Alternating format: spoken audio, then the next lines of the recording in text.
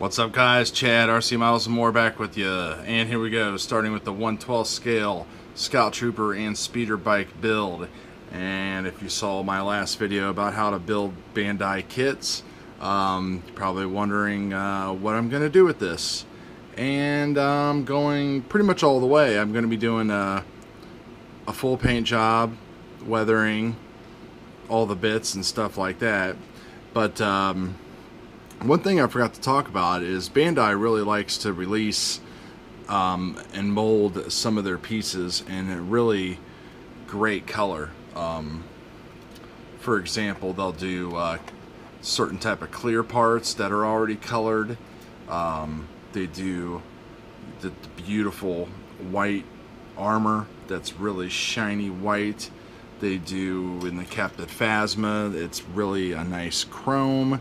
So, you know, those are parts that you can either paint or not. I tend not to paint those. I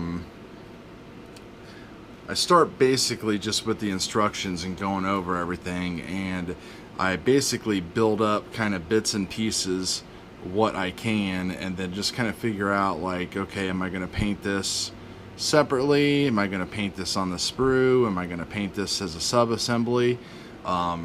You know, there's always certain things that you're not going to paint in a Bandai kit, such as with these figures, they come with a polycap sprue, which is basically a rubber, and this is what gives all of your motion and articulation in your figures.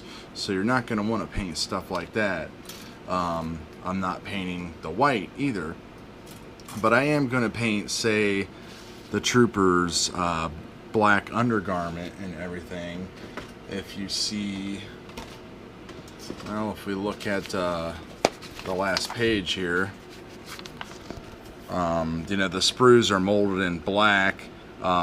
His pants and stuff, you know, they're kind of a gray, and you know, having everything black just kind of makes things just kind of blah.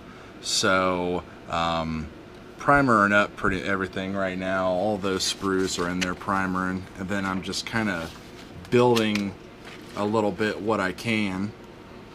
And I just wanted to stop right here to kind of show you, you know, an example where pretty much all of this right here is all going to be covered up, except for maybe that part right there. So I might have to pop this front and back plate off again and actually get some color in there so the whole uniform will match.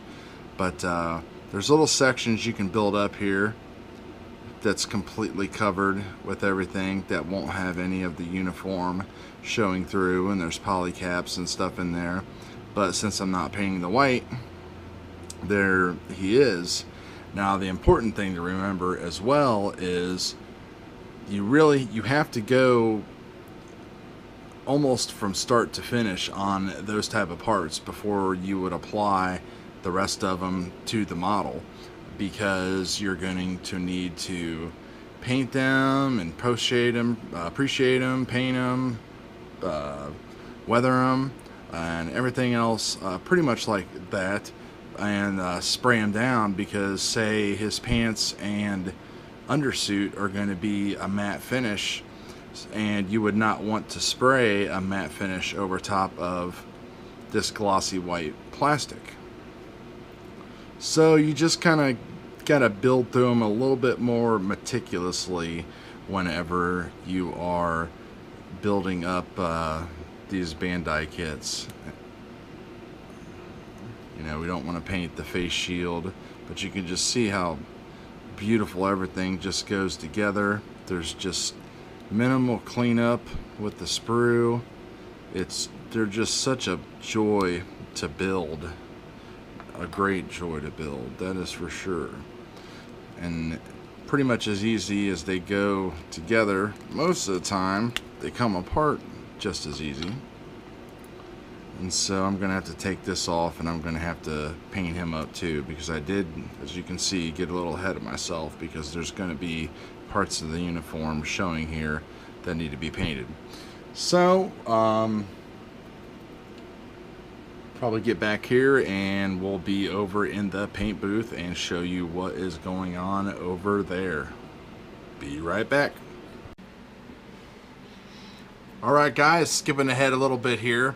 I went ahead and sprayed all of the body pieces. This is the underbody pieces under the armor, in a dark gray color.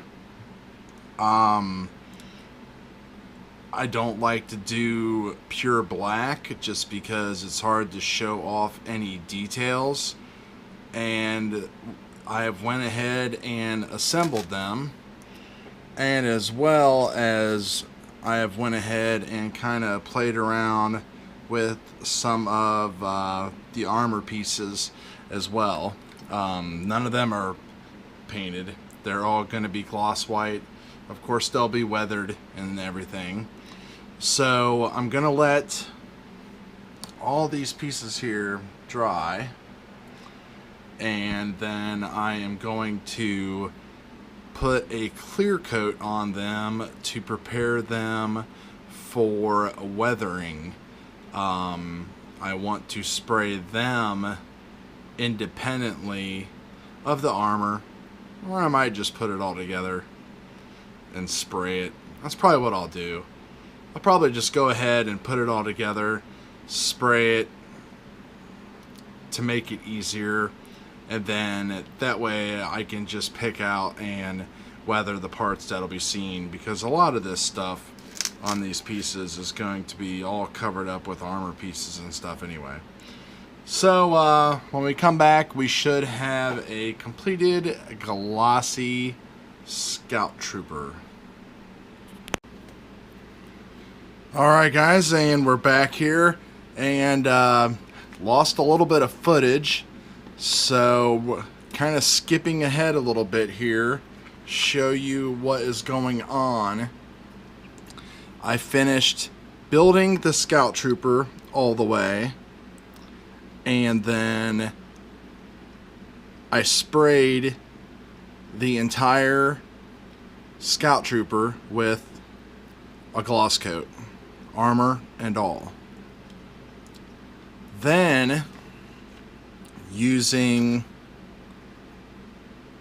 a darker shade, I'm using German gray for the base color, using a dark gray blue mixed with a little bit of the base color. I went into the shadow areas, which it's hard to see on camera, but it's there, and highlighted the underneath of the shadows. Then once that dried, I went in with the sable brush and some of the German gray highlight and really thin and oils, and basically started brushing the opposite way to pick out the highlights and then areas like around here. Now they stand out quite a bit at this time. There's an arm and a hand, for instance, but whenever we apply our gunk wash, or our Starship Filth actually, it'll tone all that down. And then of course we'll be doing some other dry brushing and stuff to pick out some of the details and everything.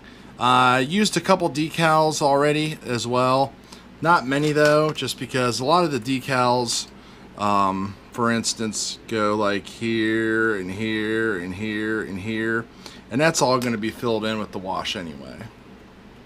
So I'm pretty much done with the Scout Trooper for now. I'm waiting a few more days for the oils to dry. It's really humid, so the dry time goes up pretty big. And then once the highlights and everything are dry, I will go ahead and gloss coat that again. Then we will go in with the gunk wash. So we'll probably be back with that as well as work on the actual speeder bike.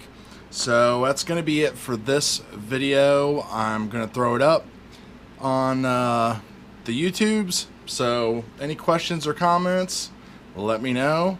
Sorry I left out some stages. I had a little bit more demonstration that time, but some people like to see demonstration. Some people just like to see the finished product. Let me know what you think. Anyway, till then, later.